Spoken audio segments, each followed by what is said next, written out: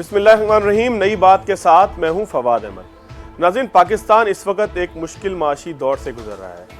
इस माशी दौर से, इस मुश्किल से निकलने के लिए हुकूमत पाकिस्तान मुख्तलिफ इक़दामात कर रही है। पाकिस्तान के इदारे, मालियाती इदारे उसमें हुकूमत का साथ दे रहे हैं। मुख्तलिफ ऐसी स्कीमों का ऐलान किया जा रहा है कि जिससे लोगों की शराकत के ज़रिए मईशत को इस मुश्किल से निकाला जा सके।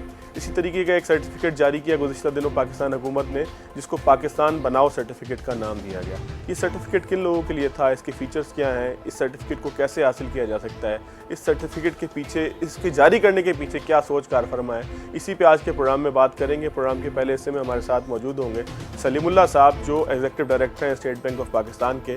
पाकिस्तान का सबसे मोतबर मालियाती इदारा है, उसके एग्जीक्यूटिव डायरेक्टर हैं। बड़ा इनका एक वसी तजर्बा है। हार्वर्ड यूनिवर्सिटी से भी इन्होंने मुख्तलिफ कोर्सेज़ किए हैं, यानी कि इंटरनेशनल तजर्बा भी है, जिसको यहाँ पर जो है वो स्टेट बैंक के मुख्तलिफ प्रोग्राम्स के अंदर ये अपनी सलाहियतों का लोहा मनवा चुके हैं। बहुत शुक्रिया सलीमुल्लाह साहब, स्टूडियो तशरीफ़ लाए, आपने ज्वाइन किया। सलीम साहब, ये जो पाकिस्तान बनाओ सर्टिफिकेट है, हुकूमत पाकिस्तान ने इसको जारी किया, स्टेट बैंक इसको जो है वो आप ये कह लें कि इसकी मॉनिटरिंग कर रहा है, इसकी बैक पर मौजूद है। क्या है ये सर्टिफिकेट, लोगों को क्या मैसेज है कि ये किस तरह के सर्टिफिकेट मार्केट के अंदर आए हैं? ये पहला फॉरेन सॉवरन रिटेल इंस्ट्रूमेंट है जो कि गवर्नमेंट ऑफ पाकिस्तान ने लॉन्च किया। और टारगेट क्या है कि जो हमारे ओवरसीज़ पाकिस्तानी हैं, जो कि बैकबोन है हमारी इकोनॉमी का, इस वक्त भी तकरीबन $21 बिलियन की रेमिटेंसेस हमारे ओवरसीज़ पाकिस्तानीज़ हमारी इकोनॉमी में कंट्रीब्यूट कर रहे हैं सालाना बेसिस पे। रेमिटेंसेस के अलावा उनके पास दूसरे फॉर्मल इन्वेस्टमेंट एवेन्यूज नहीं थे पाकिस्तान में। ठीक है, तो but they want to invest, यानी कि उनके पास सिर्फ एक ही तरीका था, पाकिस्तान पैसे भेजे अपने प्यारों को बस। हाँ, वो पैसे भेज रहे थे। और दूसरा तरीका उनके पास ये अवेलेबल है कि they have been investing in the real state.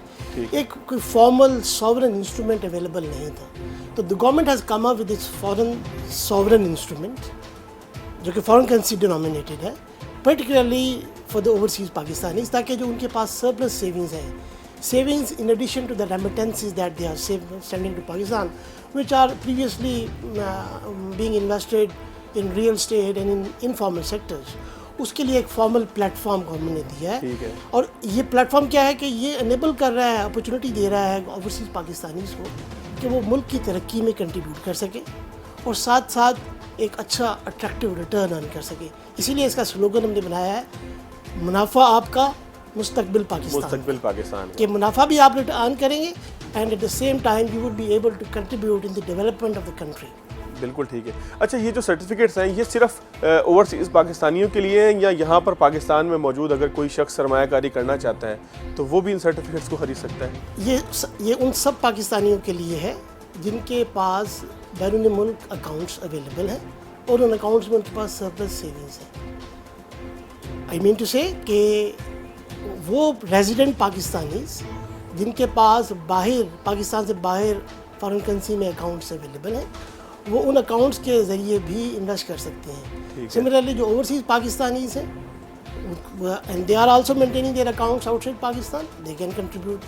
अच्छा, वो पाकिस्तानीज़ भी जो कि जिन्होंने दूसरे मुल्कों की नेशनलिटी ले ली है but still they are Pakistan origin है, जिनके पास पाकिस्तान ओरिजिन है, एग्जैक्टली, तो वो भी they are also eligible to invest in this. ठीक है। अच्छा, ये किस तरीके से मुख्तलिफ है किसी और इन्वेस्टमेंट से? किसी और जगह इन्वेस्ट करने के बजाय इस जगह क्यों इन्वेस्ट किया जाए? अगर मेरे जहन में सोच है, मैं पाकिस्तानी, ओवरसीज़ पाकिस्तानी हूँ, मैं अमेरिका में रहता हूँ, मैं यूके में रहता हूँ, कहीं भी रहता हूँ दुनिया में, और मैं इन्वेस्ट करना चाहता हूँ पाकिस्तान में, तो मैं इसी स्कीम को क्यों चुनूँ? इससे पाकिस्तान को क्या फ़ायदा है? देखिए, पाकिस्तान को फ़ायदा क्या है कि इस वक्त हमें बैलेंस ऑफ पेमेंट को सपोर्ट करने के लिए we need foreign exchange reserves, कि हमारे रिजर्व ज़्यादा से ज़्यादा बिल्डअप हो। दूसरा बड़ी इंपॉर्टेंट बात यह है कि overseas Pakistani have love for this country, love for their homeland, they want to contribute in the development of this of their homeland. लेकिन चूँकि एवेन्यूज अवेलेबल नहीं थे तो हमने ये एवेन्यू अवेलेबल कर दिया है। सेकेंडली, मोस्ट इम्पॉर्टेंटली, कि क्यों इसमें इन्वेस्ट करें, जैसे आपने बात की ना, क्यों इन्वेस्ट करें, we at the same time we are providing very attractive returns to the on this investment। देखिए, अभी जो एवरेज रिटर्न अवेलेबल है यूके की मार्केट में, it is less than 1%। EU की मार्केट में इवन बाज़ केसेस में तो it is negative return available. हाँ जी, लाइबोर और यूएस ट्रेजरी बॉन्ड जो है 2.5 और 2.87% इस तरीके से। तो this is an attractive return that we are offering on these bonds, but at the same time, we hope and we are anticipating, we are expecting that the overseas Pakistanis would be contributing in the development of the country. Infrastructure develop होना है, health and education की में investment होनी है. So for all these investments, we need their contribution.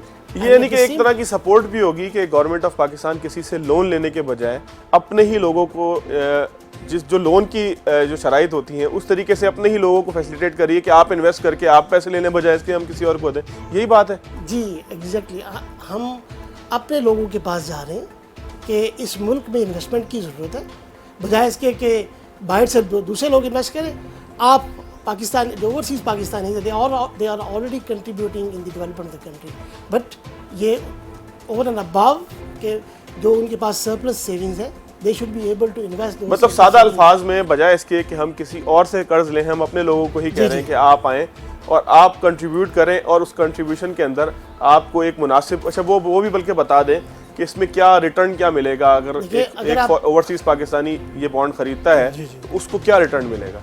अगर आप 3 साल के लिए इन्वेस्ट करते हैं, क्योंकि दो चैनल्स अवेलेबल हैं, तो 6.25 कौन से हैं जरा वो भी बता देना. प्रोडक्ट कौन सी अवेलेबल है. पाकिस्तान बनाओ सर्टिफिकेट के 2 टेनर्स हैं. ठीक है. एक 3 साल का है, एक 5 साल का है. ठीक है. अगर आप 3 साल में इन्वेस्ट करते हैं तो आपको 6.25% रिटर्न मिलता है. ठीक है. अगर आप 5 साल के लिए इन्वेस्ट करते हैं तो आपको 6.75% रिटर्न मिलता है, और रिटर्न हम सेमी एनुअली पे करते हैं. The return goes directly into the bank accounts of the investors. अच्छा, मिनिमम इन्वेस्टमेंट कितनी इसके लिए चाहिए होगी. मिनिमम इन्वेस्टमेंट $5,000 है, और उसके मैक्सिमम इन्वेस्टमेंट की कोई लिमिट नहीं है. मिनिमम इन्वेस्टमेंट के बाद आप $1,000 की मल्टीपल उसमें ऐड कर सकते हैं. For example $1,000 $6,000 $7,000 $8,000 so on.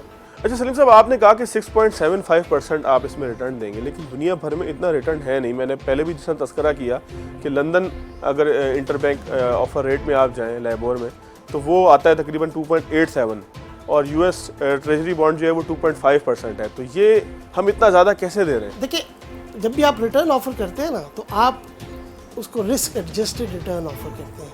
तो जब आप रिस्क एडजस्टेड रिटर्न लेते हैं, कंट्री का रिस्क उसमें इंकॉर्पोरेट करते हैं, तो it is comparable with the market. ठीक है.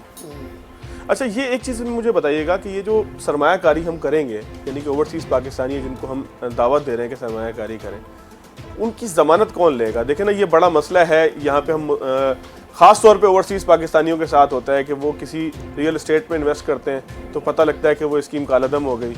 वो स्कीम जो है उसके पास तो एनओसी था ही नहीं. तो ओवरसीज़ पाकिस्तानी क्योंकि ग्राउंड पर मौजूद नहीं है, उसके लिए तो सबसे बड़ा मसला ये होता है ना कि वो क्या करे, अब कहाँ पे इन्वेस्ट करे, और जहाँ वो इन्वेस्ट कर रहा है वो जेन्युइन जगह है भी, रियल फेक तो नहीं है वो. इसकी क्या ज़मानत है. देखिए, ये सबसे बड़ी प्रोटेक्शन है, सबसे बड़ा फीचर है स्कीम का कि this is issued by the government of Pakistan which is a sovereign. हमारे जैसे भी इकोनॉमिक हालात हो, अप्स एंड डाउन्स आए हैं पिछले 70 सालों में, लेकिन ये पाकिस्तान की हिस्ट्री है कि पाकिस्तान ने कभी अपने डेट पे डिफ़ॉल्ट नहीं किया. अच्छा, that is the biggest protection available. यानी कि रियासत पाकिस्तान ने कभी डिफॉल्ट नहीं किया अपनी 70 साल हिस्ट्री में. बिल्कुल ऐसे ही है. बड़े ममालिक डिफॉल्ट करके, लेकिन पाकिस्तान ने कभी डिफॉल्ट नहीं किया. हमें मुश्किलात ज़रूर आई हैं, हमने उन मुश्किलात को पे हमने उनको एड्रेस किया है, उन इश्यूज़ को, but we have never defaulted. यानी कि ये भी एक फ़ख्र की बात है कि गवर्नमेंट ऑफ पाकिस्तान की ज़मानत लोग इसलिए भी एक्सेप्ट कर सकते हैं दुनिया भर में, बल्कि जितने भी पाकिस्तानी हैं, पाकिस्तानी ओरिजिन है, अपने मुल्क की तामीर के लिए सर्टिफिकेट को इसलिए भी खरीद सकते हैं कि इसके पीछे जो है वो एक मोतबर नाम मौजूद है. इसका government of Pakistan, state of Pakistan मौजूद है इसके पीछे. ठीक हो गया. स्टेट ऑफ पाकिस्तान ने अपने कभी किसी फॉरेन पे, लोकल में तो वैसे ही गवर्नमेंट्स कभी अपने लोकल ऑब्लिगेशन में डिफॉल्ट नहीं करती, लेकिन हमने कभी फॉरेन में भी नहीं किया कि जो मेरी फॉरेन ऑब्लिगेशंस हैं, we are meeting our obligations on their respective dates. Salim sahab, यहाँ पर एक ब्रेक लेते हैं. जब ब्रेक के बाद आते हैं तो मजीद इसके कुछ फीचर्स आपसे पूछते हैं, क्योंकि ये बड़ा अहम मामला है कि ओवरसीज़ पाकिस्तानियों को आप पाकिस्तान की तामीर के लिए इनवाइट कर रहे हैं, और बड़े ही आप सिक्योर तरीके से इनवाइट कर रहे हैं कि जिसके अंदर 2 तरफा फ़ायदा है. अगर गवर्नमेंट ऑफ पाकिस्तान को फ़ायदा है तो आप ये कह लें कि जो इन्वेस्टर है उसको भी फ़ायदा है, और इंश्योरेंस उसकी मिलती है गवर्नमेंट ऑफ पाकिस्तान की गारंटी के जरिए. एक ब्रेक लेते हैं यहाँ पे नाज़रीन, एक छोटा सा ब्रेक लेंगे. ब्रेक के बाद आएंगे तो सलीमुल्लाह साहब बहुत सीनियर ऑफिसर हैं स्टेट बैंक ऑफ पाकिस्तान के, आज हमारे साथ मौजूद हैं. उनसे मज़ीद पूछेंगे कि ये सारा सिलसिला है क्या.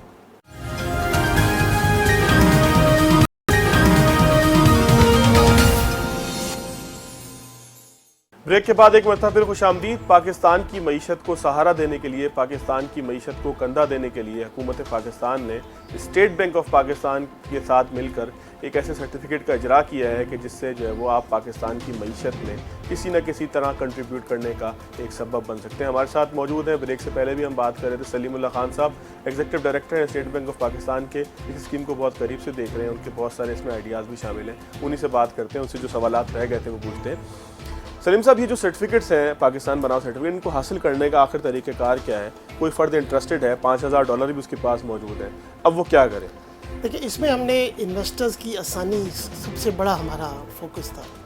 ये वेब बेस्ड सारी ऑफरिंग है, इलेक्ट्रॉनिक वो है, इलेक्ट्रॉनिक, यानी कि किसी कतार में खड़ा नहीं होना, किसी कतार में खड़ा नहीं होना, किसी इदारे में नहीं जाना। आपने अपने मोबाइल से, अपने ऑफिस में अपने टर्मिनल से या अपने घर में अपने कंप्यूटर से बैठ के सिंपली सबसे पहला काम आपने ये करना है कि आपने पाकिस्तान बनाओ सर्टिफिकेट की वेबसाइट को एक्सेस करना है।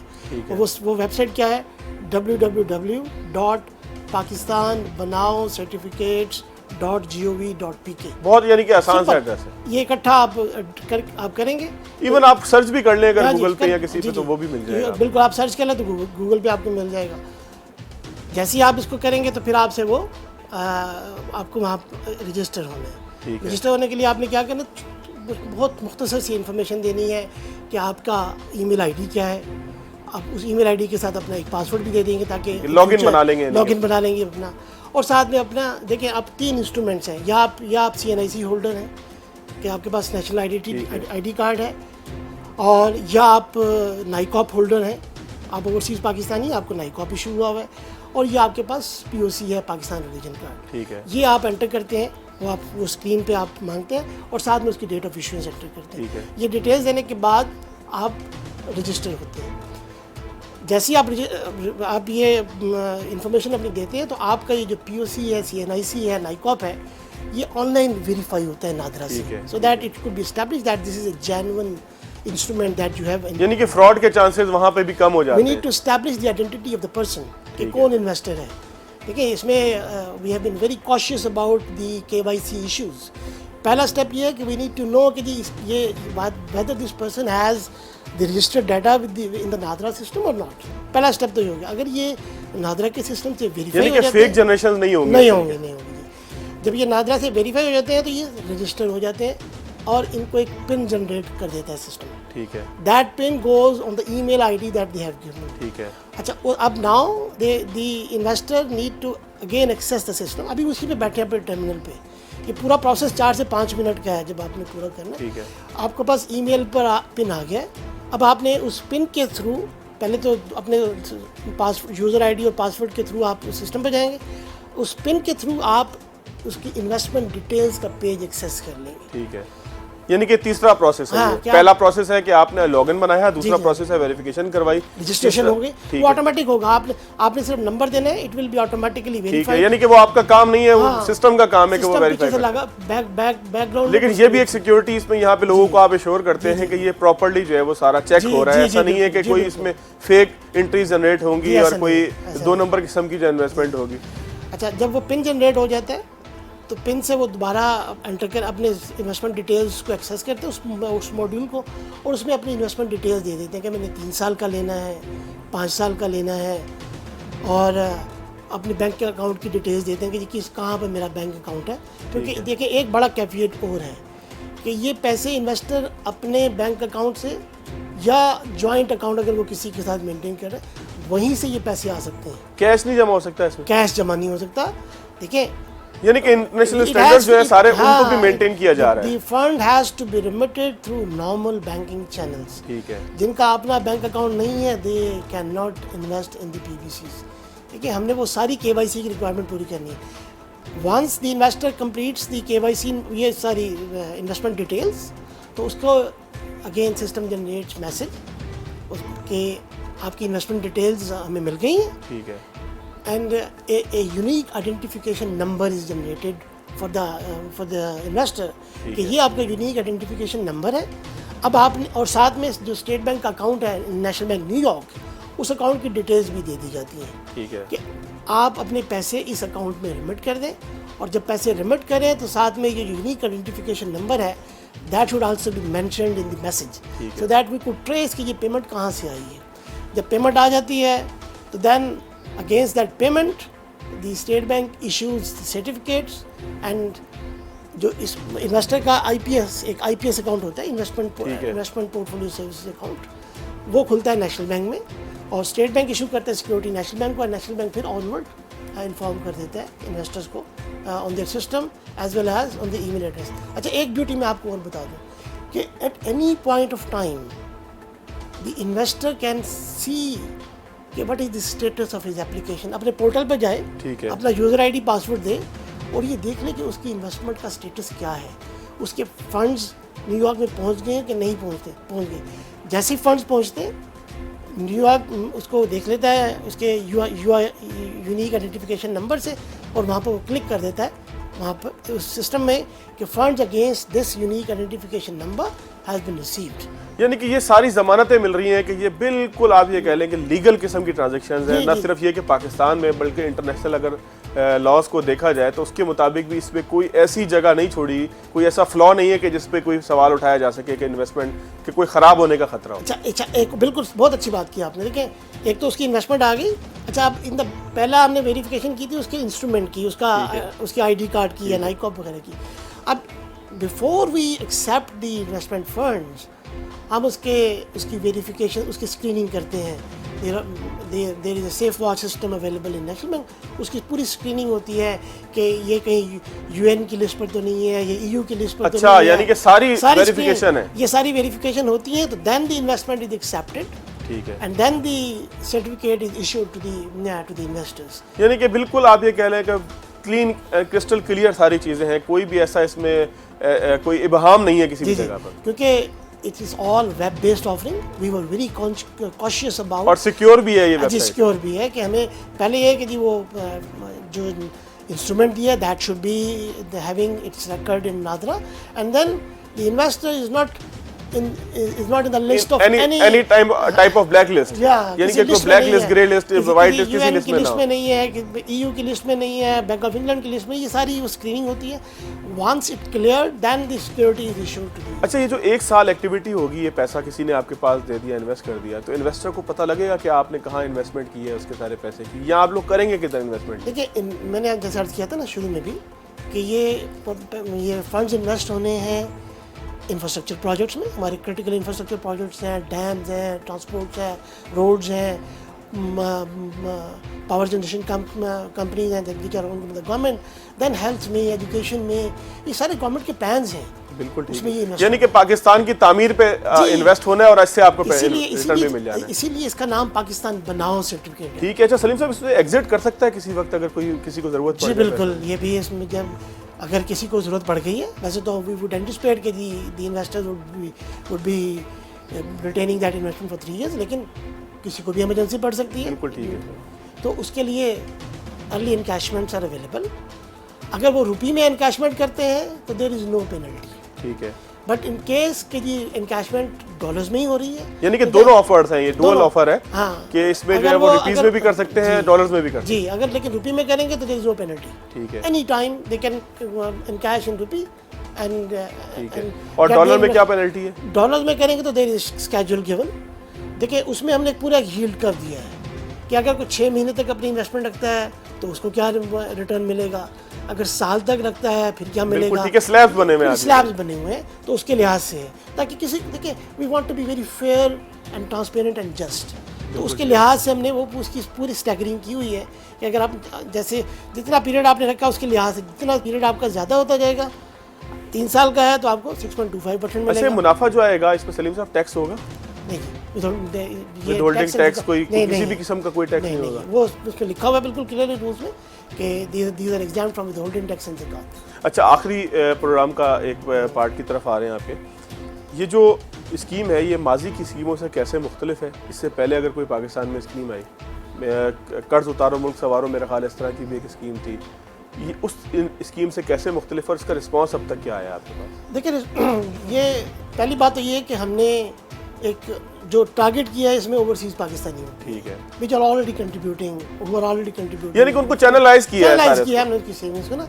दूसरा ये इसमें यह है कि ये सारी की सारी वेब बेस्ड ऑफरिंग है, ठीक है, इन्वेस्टर किसी भी वक्त देख सकता है कि मेरा स्टेटस क्या है। फिर उसको अगर लिक्विडेशन चाहिए तो वो अगेन उसको अपनी लिक्विडेशन के लिए, रिडेम्पशन के लिए उसको कहीं पर जाने की ज़रूरत नहीं है। ठीक है, अगेन वो अपना पोर्टल पे अपने प्रोफाइल को, अपने पेज को एक्सेस करेगा, वहाँ पे अपनी रिक्वेस्ट लॉन्च करेगा, कुछ वेरिफिकेशन होती हैं उसमें, वहीं पर सिस्टम में बैठ के वेरिफिकेशन करेगा and with in few days उसके पैसे जो अकाउंट नंबर उन्होंने दिया हुआ है उस अकाउंट में पैसे चले जाएंगे। Same is the case with the profit payments, automatic है कि आपने शुरू में बता दी हैं अपने अकाउंट्स की डिटेल्स कि ये मेरे अकाउंट्स की डिटेल्स हैं, उन अकाउंट्स में ऑटोमेटिकली जैसे उसके 6 महीने पूरे होते हैं उसका सिस्टम प्रॉफिट कैलकुलेट करता है and the funds are related. बस एक चीज़ और आखिर में बता दीजिएगा सलीम साहब, इसका रिस्पांस कैसा आ रहा है? ओवरसीज़ पाकिस्तानी उसको वेलकम किया है? जी बिल्कुल वेलकम किया है। अभी तक 4000 के करीब लोग इसमें रजिस्टर हो चुके हैं,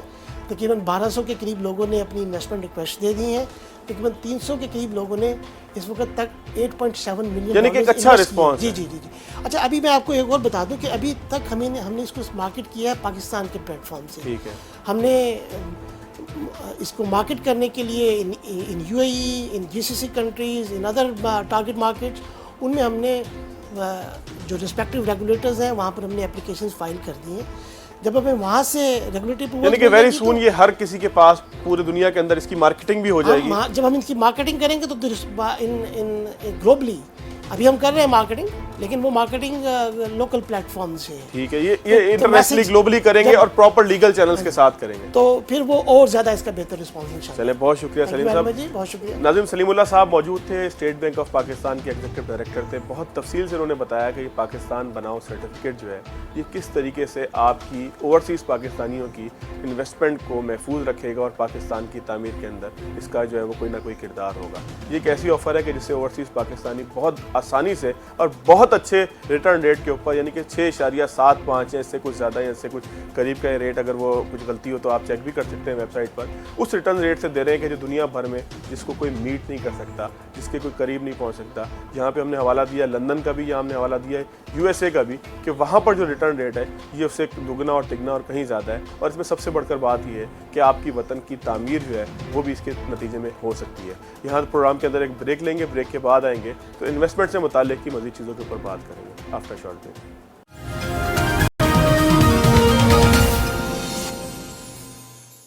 ब्रेक के बाद हमारे पास मौजूद हैं इस वक्त फरीद आलम साहब, जो इंटरनेशनल मार्केट के बारे में भी बहुत अच्छे से जानते हैं, इन्वेस्टमेंट के जो है वो कंसल्टेंट भी हैं, एकेडी सिक्योरिटीज़ के चीफ एग्जीक्यूटिव ऑफिसर हैं। फरीद साहब से पूछेंगे कि पाकिस्तान में इस तरह की चीज़ की कितनी कामयाबी के तवक्कात मौजूद हैं, चांसेस मौजूद हैं, इंटरनेशनली इसका क्या स्कोप मौजूद है। फरीद साहब बहुत शुक्रिया आपके वक्त का।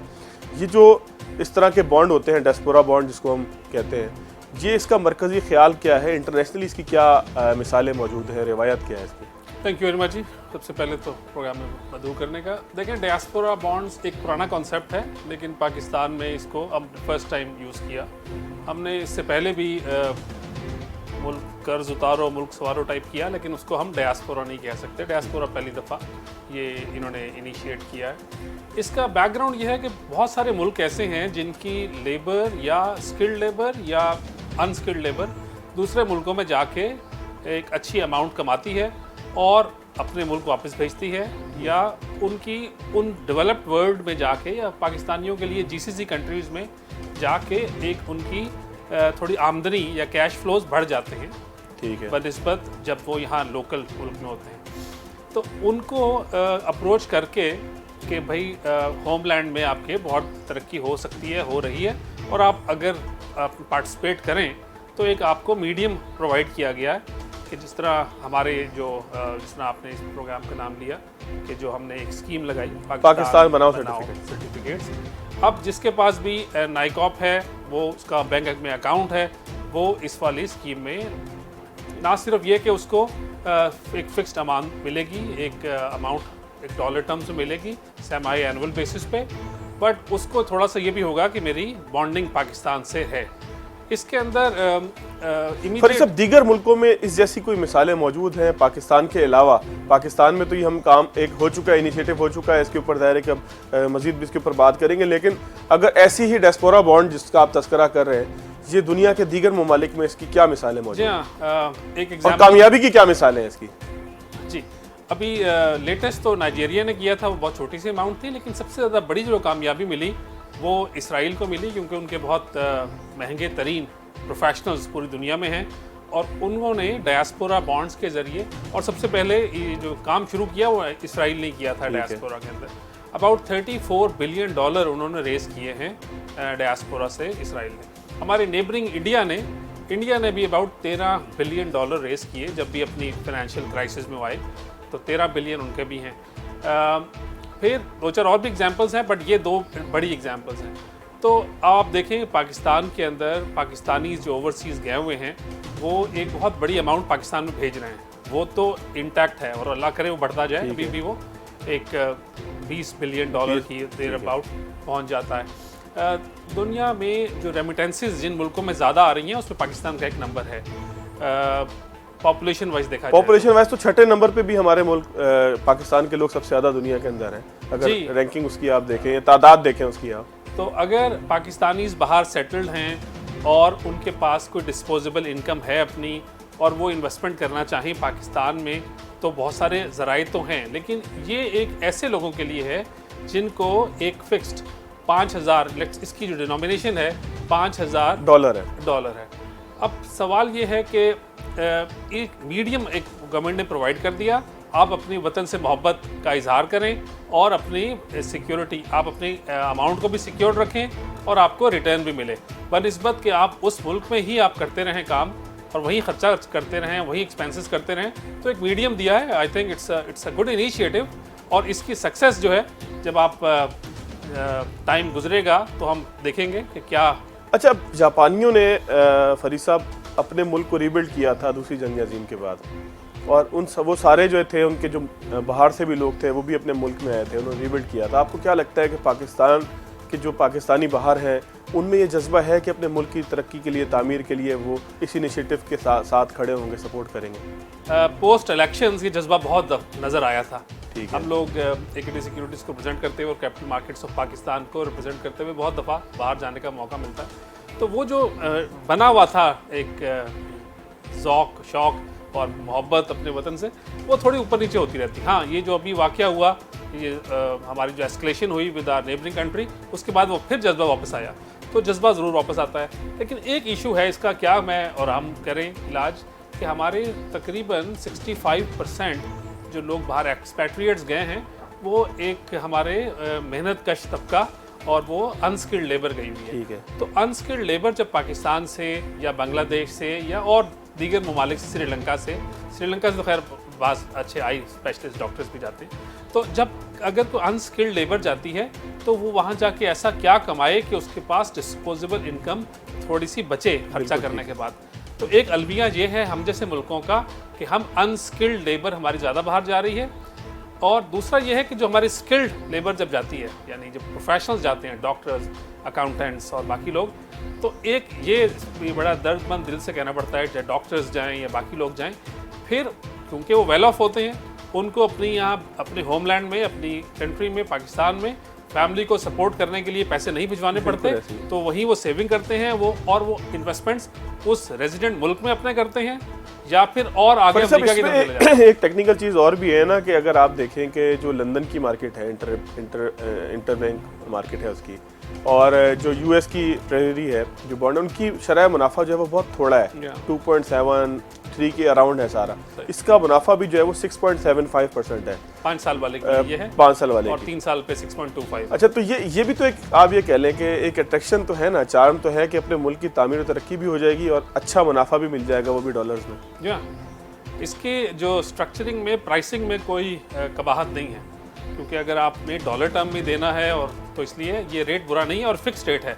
बाकी तो चीज़ें हैं ना वेरिएबल हैं, जिस तरह हमारे यहाँ काइबोर है, कराची इंटरबैंक ऑफर रेट, जिस तरह दुनिया में लाइबोर होता है, ये जो फेड का रेट आपने बताया 2.5 और 2.75, इसके अराउंड ही है सारा 3 पॉइंट। तो मेरा ख्याल से ये अट्रैक्शन इस लेवल पे तो है।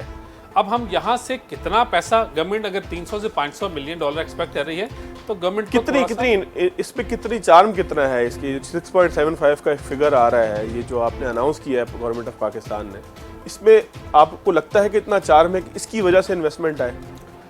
देखिए इन्वेस्टमेंट आनी चाहिए और आएगी, लेकिन अभी हमारे जो लोग हैं, मैंने सैम्पल टेस्ट किया आपके प्रोग्राम में आने से पहले और मुझे फ़ायदा हुआ इस बात का।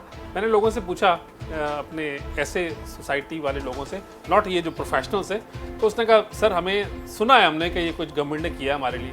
तो फिर मैंने जब उससे 2-4 और बातें पूछी तो उसने कहा जी मेरा तो अकाउंट खोलेंगे या जाएंगे देखेंगे। तो अवेयरनेस वाला इशू, बाज़ लोगों ने तो कहा कि सर ये क्या है हमें तो पता ही नहीं, आप बता रहे हैं। तो मैंने कहा यार हमारा वहाँ जो कम्युनिटी में लोग ये पर्पस भी एक अवेयरनेस के था फरीद साहब, इसका आपसे डिस्कशन करने का, माहिरीन से डिस्कशन करने का पर्पस भी यही है कि जो इंटरनेशनली लोग हमारे मौजूद हैं ओवरसीज़ पाकिस्तानी, उनको कोई अवेयरनेस है। ये जो इंटरनेशनल कवानीन है इतने सख्त, जिसकी पासदारी करते हुए कि बैंक अकाउंट आपका होना चाहिए और फिर आपकी जो है ना वो तरह तरह की जो है वो आपकी सिक्योरिटी के लिए एनालिसिस हैं सारी, तो ये जो इन्वेस्टमेंट का अमल है इसको सुस्त नहीं कर देगा? जी इस वक्त ये जो अमल है जिसने पूरे पाकिस्तान को सुस्त किया हुआ है, और हमने इस अमल को अपने पूरी नीचे एक ट्रेडर तक हमने लागू कर दिया है। अगर हम इसको कॉरपोरेट्स और फिर बैंक्स और फिर मैं अपनी अगर कैपिटल मार्केट्स में स्टॉक ब्रोकर्स के ऊपर सोचूं तो ये एक एक चीज़ के ऊपर टिल मेरा जो 1 लाख रुपए जिसका छोटा मेरा सरमायाकार है उस तक ये लागू हुआ है इस वक्त, और इसकी वजह से इश्यूज थोड़े बढ़े हुए हैं। लोग समझ रहे हैं कि पता नहीं क्या होने वाला है। तो जिसको जो सैलरीड क्लास है, जो जिसका 10 लाख रुपए का ओवर द ईयर्स पोर्टफोलियो बना है, वो भी डर रहा है कि सर थोड़ा ठहर नहीं जाते तो देख लें कि क्या होने वाला है, देख लें फिर काम करेंगे। तो मैंने कहा आपको क्या है, आप तो टैक्स पेयर हैं और आपकी तो लगी बदी आमदनी है, 5-10 लाख का वैल्यू है। तो उसने कहा नहीं सर हमें लोग डरा रहे हैं अभी कि वो ना आपको नोटिस आ जाएगा। अच्छा होता ये है कि नोटिस में अगर आप इफ़ यू आर कंप्लाइंट तो इशू कोई नहीं होता। आपने असल में मेरी दुखती रख पे आज छेड़ दिया, मैं इसको ब्रेक के बाद ना इसके ऊपर बात कर लें, ये दुखती रख के ऊपर ब्रेक के बाद बात कर लें। जी नाज़रीन, यहाँ पर एक छोटा सा ब्रेक लेंगे। फरीद आलम साहब हमारे साथ मौजूद हैं, इन्वेस्टमेंट के गुरु माने जाते हैं पाकिस्तान में, AKD सिक्योरिटीज़ को हेड करते हैं, CEO हैं उसके। इनसे इसके बाद बात करेंगे, जो इनकी दुखती रख है उसके हवाले से बात करेंगे ब्रेक के बाद। ब्रेक के बाद एक मरतबा फिर खुशामदीद। हमारे साथ मौजूद हैं फ़रीद आलम साहब, इन्वेस्टमेंट के हवाले से लोगों को तजावीज़ भी देते हैं कि कहाँ इन्वेस्टमेंट करनी चाहिए। AKD सिक्योरिटीज़ के CEO हैं। फ़रीद साहब, आप कह रहे थे कि एक दुखती रग है कि ऊपर से लेके नीचे तक अगर हर चीज़ के ऊपर इस तरह के सख्त किस्म के चेक रखे जाएंगे तो एक अनसर्टनिटी जो है वो सोसाइटी के अंदर आएगी। क्या उसके हवाले से आपकी असेसमेंट क्या है? देखिए इस वक्त जो है जिसके पास भी पैसा है उसने रोका हुआ है, वो इसको रोल नहीं कर रहा, और पैसा मुनाफा जो पैसा जहाँ जहाँ जाता है मैं आपको दूं, आप इधर से इधर जब घूमता है तो थोड़ा थोड़ा अपना मुनाफा हर जगह छोड़, रोटेशन जब होती है तो आप समझे कि वो सबको मनी की बहुत इंपॉर्टेंस है, और हम हमारे जैसे मुल्क में इसको आप डिनाई नहीं कर सकते। मूव करता है और अपना छोटा छोटा ये सबको फायदा देते हुए जाता है। लेकिन अब पिछले थोड़े अरसे से ये कवानीन भी इंटरनेशनली सख्त हुए हैं, वो FATF वाला भी आ गया और ये बहुत सारी चीज़ें ऐसी आ गई, और हमने उसको लागू करते हुए अगर हम कहें ना जिनके ऊपर लागू होना चाहिए वहाँ तक ठीक है, एक प्रोफेशनल वे में होना चाहिए, मानते हैं, दुनिया मानती है, स्लैब बनने चाहिए आप समझते हैं उसके। जो जायज़ उसकी वजह से जो टेंशन जिनको होनी चाहिए उनको होना, जो कंप्लाइंट लोग हैं, जो टैक्स पेयर हैं, लॉ अबाइडिंग है, छोटे सरमायाकार हैं, उनको FATF जैसे कानून से इशू नहीं होना चाहिए। लेकिन इस वक्त सेंटिमेंट इतना ग्लूमी होता जा रहा है कि हमें सूनर देन लेटर हमें इन चीज़ों से बाहर आना पड़ेगा। दूसरी एक बात और भी है ना फरीद साहब कि हमारी इकोनॉमी तो कभी भी डॉक्यूमेंटेड उस तरीके से रही नहीं थी ना, तो लोगों को मौका देना चाहिए कि वो सारी चीज़ों को, अगर कहीं पे कोई खराबी थी तो उसको ठीक भी करें। क्या ख्याल है आपका? बिल्कुल सही है, और आपने जो बात की कि अनडॉक्यूमेंटेड थी और अब थोड़ी सख्तियाँ होती जा रही हैं। हुआ ये कि जो लास्ट टाइम हमारी आई थी स्कीम लोगों को, ये जो ब्लैक से वाइट करने वाली, ये जो ऑप्शन दिया था कि अगर आप अभी तक टैक्स नेट में नहीं है तो आप आ जाएं। बिल्कुल ठीक। तो एक तो देखें आप अगर कोई टैक्स नेट में नहीं है, वो कैपिटल मार्केट में अपना अकाउंट खोलता है, तो वो इसका मतलब है वो अंधेरे से उजाले में आ गया। बिल्कुल ठीक है। वो अब कैपिटल गेन टैक्स, कैपिटल कुछ कमाएगा तो टैक्स देगा, अगर तो वो है टैक्स नेट में है, टैक्स फाइलर है तो कम देगा, नॉन फाइलर है ज़्यादा देगा, लेकिन कुछ ना कुछ देगा। फिर डिविडेंड उसको जहाँ उसने इन्वेस्टमेंट की उसको डिविडेंड मिलेगा तो फिर टैक्स कट जाएगा। बिल्कुल ऐसे ही है। तो एटलीस्ट वो एक सिस्टम में आ गया है। बिल्कुल। अब सवाल ये पैदा होता है, मतलब सफेद की तरफ जा रहा है वो कम से कम। हाँ, उसने अपनी नियत कर दी, और आपको पता है हमारे तो मजहब में नियत सब कुछ है। तो बिल्कुल ऐसे ही है। अब उस नियत को कराने के लिए आप थोड़ी एफर्ट तो करें। अगर इसके बजाय जो है वो स्टॉक मार्केट के हिस्से यानी कि शेयर्स अगर दिए जाते तो वो ज़्यादा बेहतर नहीं था? लेकिन टाइम होता है हर चीज़ का। इस वक्त हमारी जो मार्केट है वो रिसेशन में आई हुई है फॉर अननोन रीजंस। हमें लग रहा है कि फ्यूचर ब्राइट है, लेकिन प्रेजेंट कब ब्राइट होना शुरू होगा, जब पनीरी कब बड़ी होगी, वो अभी पता नहीं चल रहा। बिल्कुल ठीक है। तो स्टॉक मार्केट का टाइम आता है, अभी थोड़ा सा टाइम है। या तो हम IMF प्रोग्राम में गए हुए होते। IMF प्रोग्राम में जाने वाले भी दो इश्यूज़ हैं। बहुत सारे लोग हैं कि बहुत इंतज़ार कर रहे हैं ओके वो हम जाएं और फिर हम काम करेंगे पाकिस्तान में, और बहुत सारे ऐसे लोग हैं कि अगर हम IMF प्रोग्राम में गए तो वो दो डिफरेंट टाइप ऑफ इन्वेस्टर्स हैं जो कि व्यू कर रहे हैं। अगर हम बच गए तो बहुत से लोग खुश होंगे कि IMF के प्रोग्राम के जाए बगैर हमने काम अपना चला लिया। तो पाकिस्तान हैज़ बीन लकी, और हमारी लीडरशिप ने ये जो बॉन्ड्स है इस तरह की, ये भी एक कोशिश है, आप समझते हैं? हाँ, लेकिन ये बहुत छोटी कोशिश है। आपने इब्तिदा में भी कहा कि जो बहुत बड़ी तादाद में लेबर क्लास भी है, तो ये जो पाकिस्तान बनाओ सर्टिफिकेट जो है, इसका इब्तदाई अकाउंट की ओपनिंग ही 5,000 से हो रही है, इसको कम नहीं कर देना चाहिए? आपका पॉइंट सही है, और मैं भी इस बात पे समझता हूँ कि जो हमारी डिस्पोजेबल इनकम हमारी उस क्लास के जो मेहनत कश और जफाकश लोग हैं जो करना भी चाहते हैं, तो 5,000 से थोड़ा सा शायद उनको रागिब ना हो इस तरफ। लेकिन जो बड़े लोग हैं उनको चाहिए, जो अफोर्ड कर सकते हैं वो आगे आएँ, ताकि देखा देखी एक पूरा बुके बने। बाज़ $1,00,000 वाले भी आएँ, बाज़ 5,000 वाले भी आएँ। लेकिन आपकी बात सही है, क्योंकि ये स्क्रिप्टलेस है और थोड़ा ख़र्चा है इसको पैसा रेस करने में। तो गवर्नमेंट ने सोचा होगा उनकी दानिश में इस प्रोग्राम की मौजूदगी, और जो कि $5,000 रखे जाएँ। लेकिन मैं आपकी बात से इत्तेफाक करता हूँ कि ये अमाउंट कम भी हो सकती है, तो ताकि ज़्यादा से ज़्यादा लोग जो है इस फोल्ड के अंदर अवेयरनेस क्रिएट हो। हाँ। अच्छा फरीद साहब, आप स्टॉक मार्केट से मुताल्लिक हैं। अभी एक जो आखिरी मिनी बजट आया, वो कहा यह जा रहा है कि आप लोगों को खुश करने के लिए या आप लोगों से मुताल्लिक था वो बजट। उसके बाद भी स्टॉक मार्केट में जो तेज़ी मुतवक्का थी वो नहीं आ रही। रीज़न क्या है ये, इसके अंदर तेज़ी आ क्यों नहीं पा रही सिस्टम के अंदर? किसी शायर ने कहा था ना कि हर दर्जा दिल शिकन थे मोहब्बत के हाथ से, हम तमाम उम्र किसी की तमन्ना ना कर सके। तो ये छोटी छोटी जो हमारे ऑप्शंस आई, इससे ये जो आपका कमेंट है ये लोग बहुत दफ़ा कहते रहे, लेकिन इसके अंदर कोई सब्सटेंस नहीं है।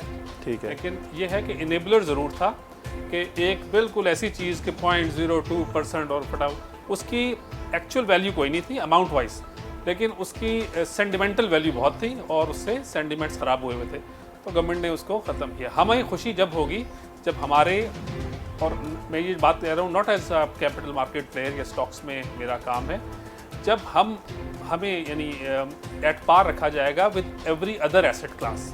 ठीक है। जो कैपिटल गेन टैक्स आपने रियल एस्टेट पे लगाना है वो आप स्टॉक्स पे लगाएं, क्योंकि स्टॉक्स तो फिर पूरी इकोनॉमी के व्हील को चला रहे हैं। बिल्कुल ऐसे ही है। रियल एस्टेट थोड़ा कम चला रही है, वो तो आपने सिर्फ कैपिटल गेन कैपिटल लॉस ही है ना, वो आपको कुछ कमा के तो नहीं दे रही रियल एस्टेट। अगर आप प्लॉट है, मैं बिल्डिंग की और उसकी बात नहीं कर रहा, वो तो प्रोजेक्ट में आ जाता है ना। लैंड अपनी कीमत को, अपनी एप्रिसिएशन वो सिर्फ कैपिटल गेन देगी। हमारी इन्वेस्टमेंट जो है, जो स्टॉक इसमें हो रही है, उससे एम्प्लॉयमेंट जनरेट हो रही है, कोई सोसाइटी को कोई प्रोडक्ट या सर्विस मिल रही है, वाइट कॉलर जॉब्स और ब्लैक और सबको अब जॉब्स मिल रही हैं, गवर्नमेंट को टैक्सेस मिल रहे हैं और इन्वेस्टर को